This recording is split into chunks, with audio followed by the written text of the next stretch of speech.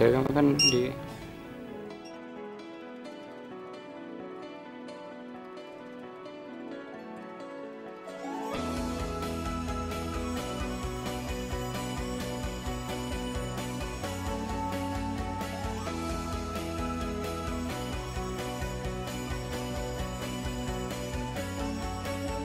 Bismillahirrahmanirrahim. Di sini saya akan menjelaskan aplikasi sistem informasi terintegrasi khususnya untuk SMKN 4 Bandung. Di sini kita akan mulai membuka aplikasinya. Tipe dari aplikasi ini adalah JAR karena pembuatan aplikasi ini menggunakan pemrograman Java.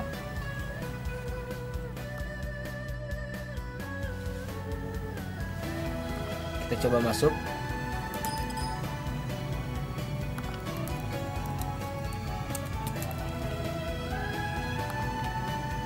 Nah, pada tampilan admin ini terdapat beberapa bagian-bagian administrasi sekolah seperti tata usaha, kemudian ada kurikulum, ada kesiswaan, ada sarana prasarana, ada hubungan industri, ada bimbingan konseling dan perpustakaan.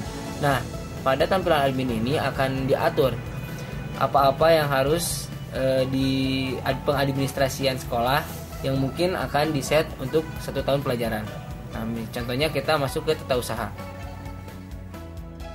Di tata usaha ini akan diatur berupa pendataan siswa, pendataan guru, kemudian penugasan guru, DSP, pembayaran DSP dan pembayaran SPP bagi siswa. Adapun menu-menu lainnya pun ada. Nah, di sini nanti bisa dicoba. Surat menyurat kemudian dan notulen rapat pun sudah diset pada bagian ini. Contohnya kita masuk ke pendataan.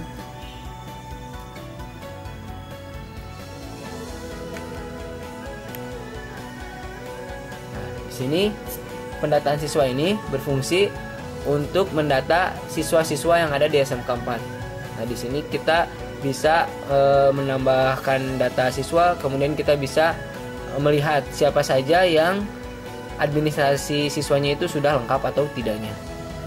Kita coba misalnya untuk menambahkan aplikasi bisa ditambahkan menggunakan icon ini. Nah, nanti di sini akan muncul form untuk menambah siswa. Nah, di sini bisa diisi.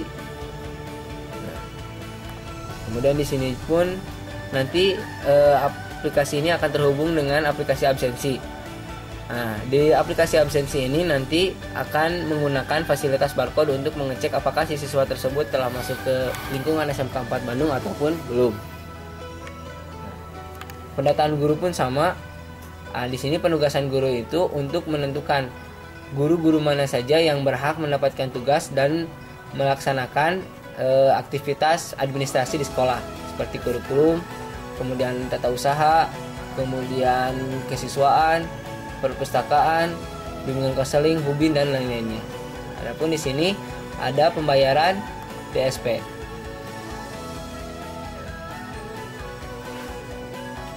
Pembayaran DSP ini hampir sama seperti administrasi yang lainnya, namun kebiasaan di sekolah-sekolah yang lain itu masih menggunakan bersifat konvensional, jadi masih bersifat tulis menulis lah. Nah, tapi di sini kita akan menggunakan aplikasinya bagaimana caranya untuk mempermudah transaksi pembayaran DSP. Nah, di sini kita bisa memilih bulannya, kemudian tahun pembayaran DSP. Di sini bayar DSP. Nah, di sini nanti kita masukkan NIS yang akan membayarnya, maka nanti akan muncul beberapa yang akan dibayar dan berapa sisa pembayaran DSP yang harus dibayar pada bulan-bulan sebelumnya dan sesudahnya. Nah, kemudian di sini pun ada SPP.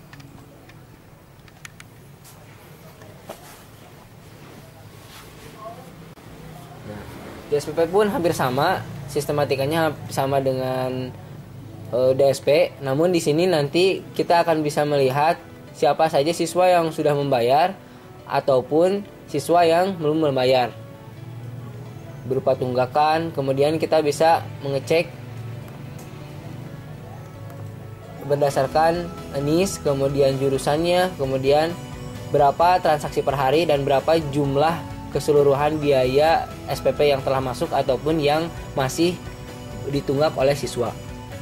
Nah, itu untuk bagian pendataan dan pembayaran DSP dan SPP. Adapun di sini ada surat menyurat.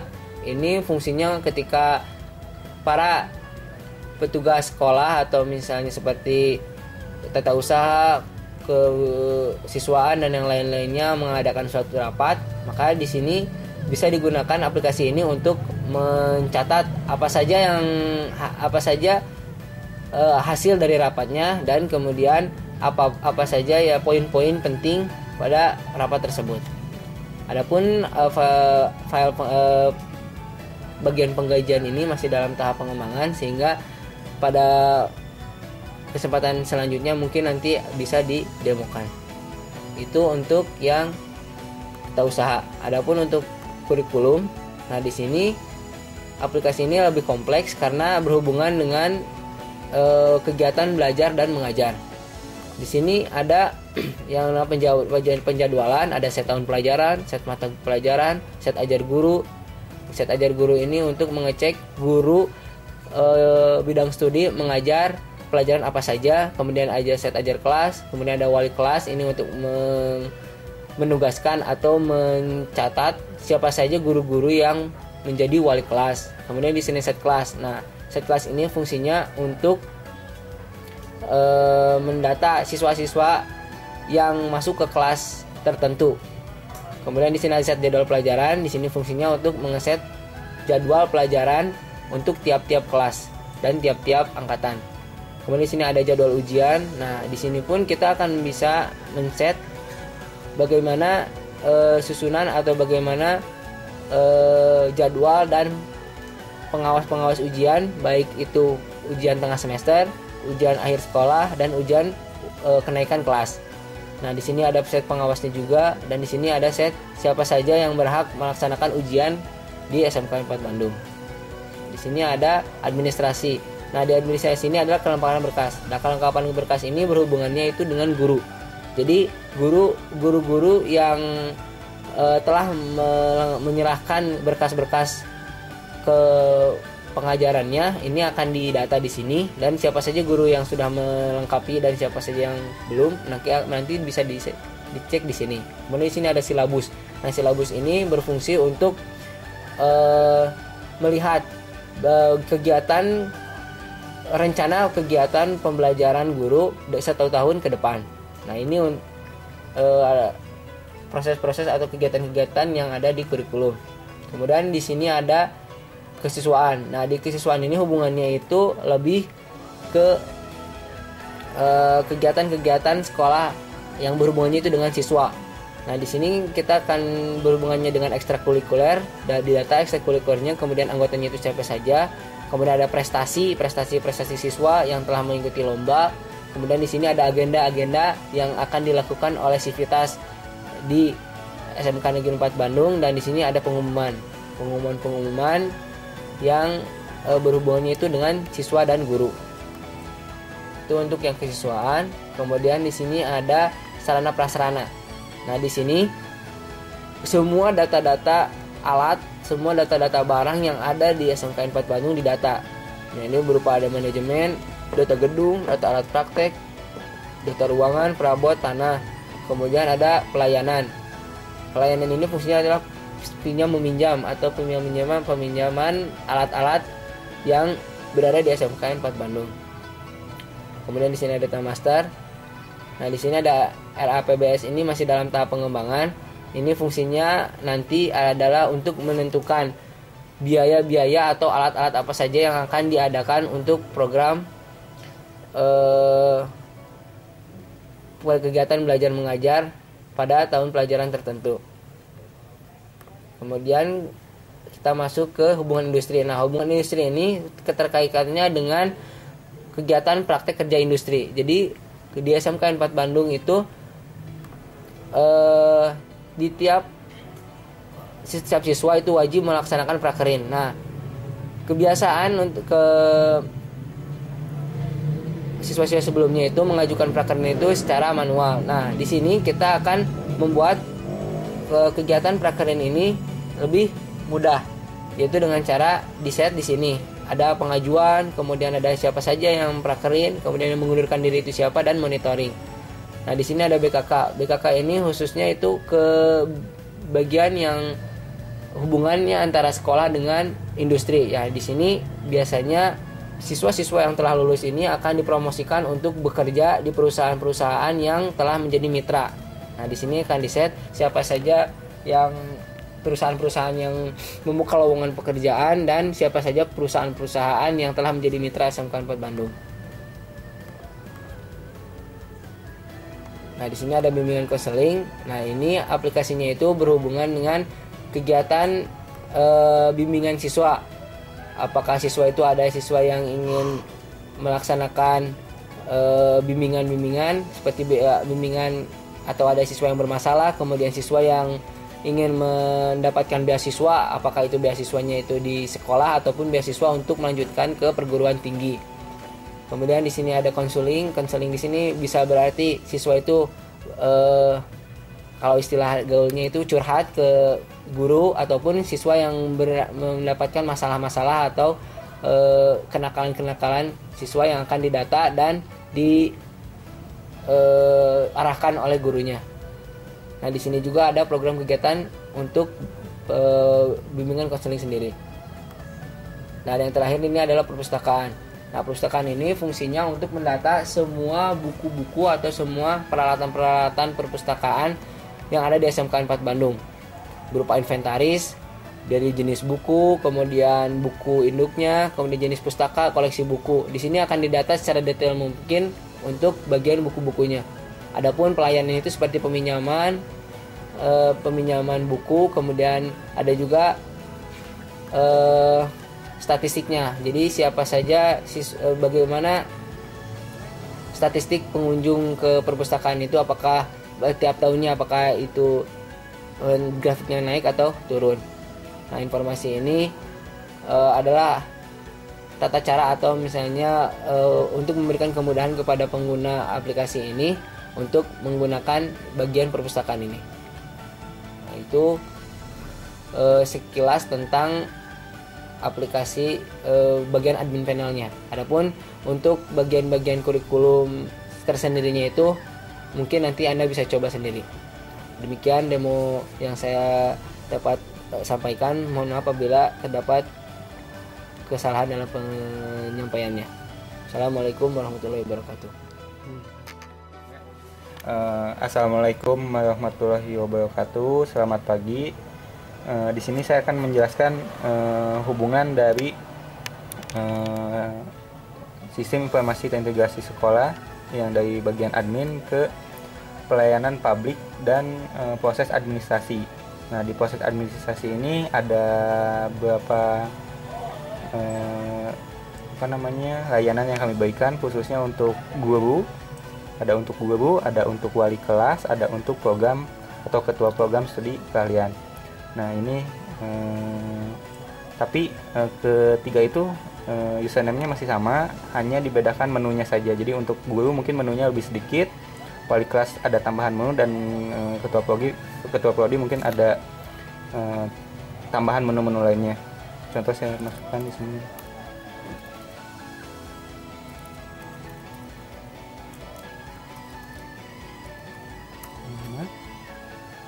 Nah, pertama ada tampilan biodata guru. Ini masih dalam pengembangan, hanya desainnya saja yang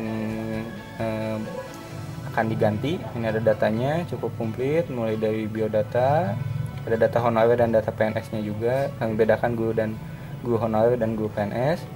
Ada bagian informasi. Di informasi ini ada pengumuman, ada undangan. Jadi guru bisa melihat langsung jika ada pengumuman dari manajemen sekolah atau undangan dari manajemen sekolah. Nah, di sini ada profil guru, ini biodata. Terus yang kedua ada data mata pelajaran. Nah, data mata pelajaran ini disesuaikan dengan mata pelajaran yang guru tersebut ajar. Jadi menu ini mungkin antara guru satu dengan yang lain beda. Contoh di sini ada matematika 5. Nah, di sini ada daftar siswanya.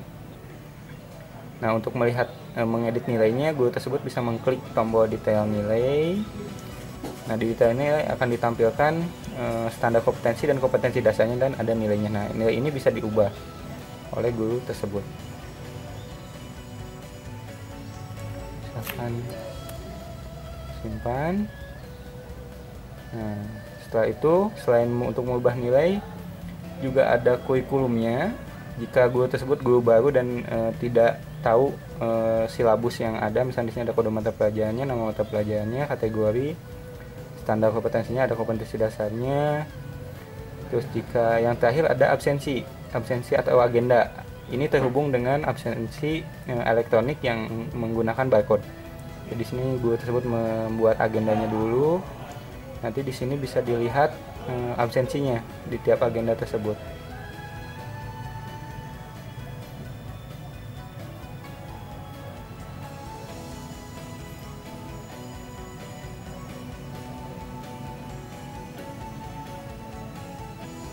Nah, ini ada izin dan sakit.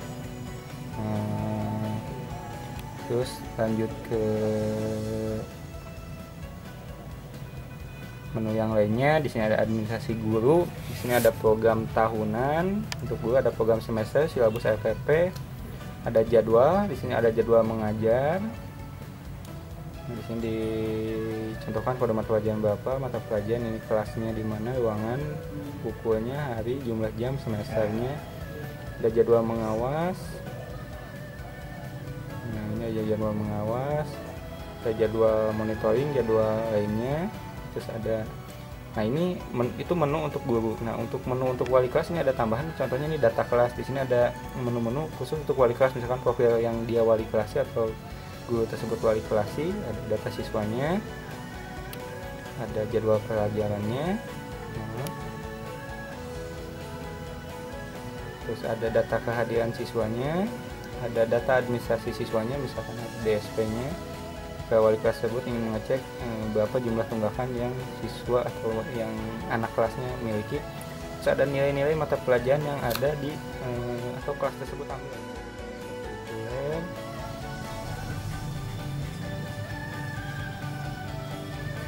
Software, ada data nilai prakerin, ada cetak raport. Nah, di cetak raport ini ada raportnya, ada kartu hasil studi, ada buku ledger, agenda kelas. Ini contoh mencetak raport. Kita ambil semester ganjil. Ini berhubung datanya masih sedikit. Ini ada gambar 5, tanggal 5, ini kakaknya, nilainya ini kompeten. Terus ada prakerinnya. Ini raport digital, ada wali kelasnya. Selanjutnya ada kartu hasil studi, kita KHS. Ini sama pilih semesternya. Ini cetak KHS nya. Ini kompetensi dasar. Terus ada yang tadi ada buku ledger. Nah, buku ledger ini untuk ledgernya. Terus yang terakhir mungkin ada pengajuan program ini menu yang dimiliki oleh ketua program studi. Nah, fungsinya untuk mengakses atau menolak pengajuan dari siswa prakerinnya.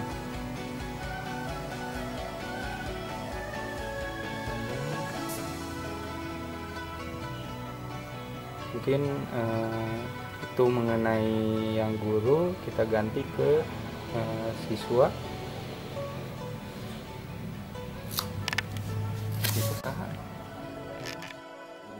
Nah, setelah yang guru mungkin kita lanjut ke siswa. Jadi saya contohkan memasukkan username siswa dan passwordnya, sign in. Nah, siswa juga ada pengumuman. Di siswa misalnya di sini harap segera mengumpulkan raport. Terus ada data dirinya juga, biodatanya, ada jadwalnya, ada jadwal pelajaran, jadwal ekstrakurikuler.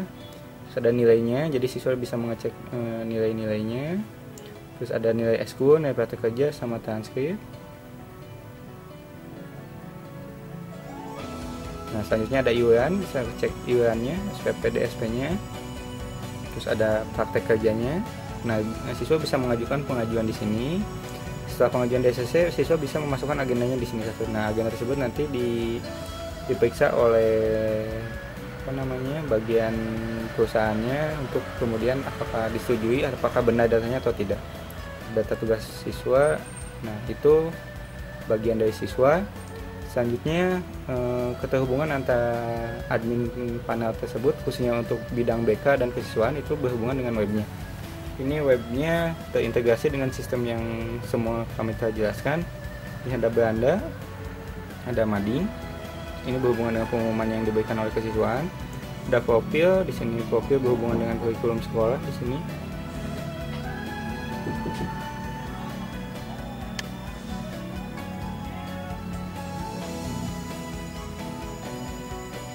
Ini ada program studi.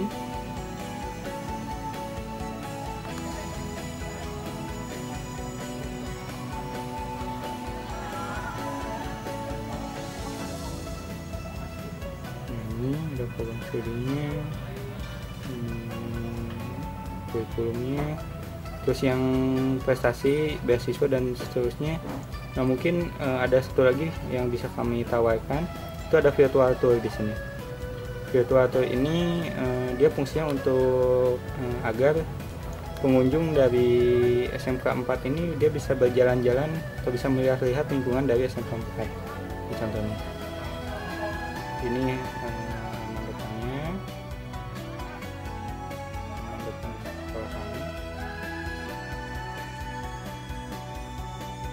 Dibuat tidak bekerja.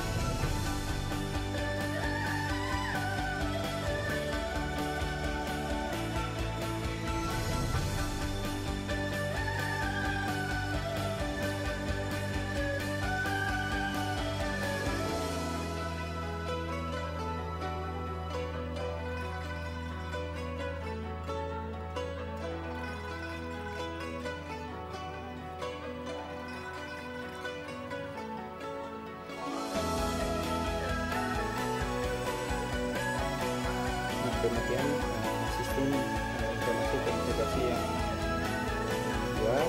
Mungkin masih ada fitur-fitur lain yang mungkin kami tidak sempat jelaskan karena terlalu banyak fiturnya sendiri.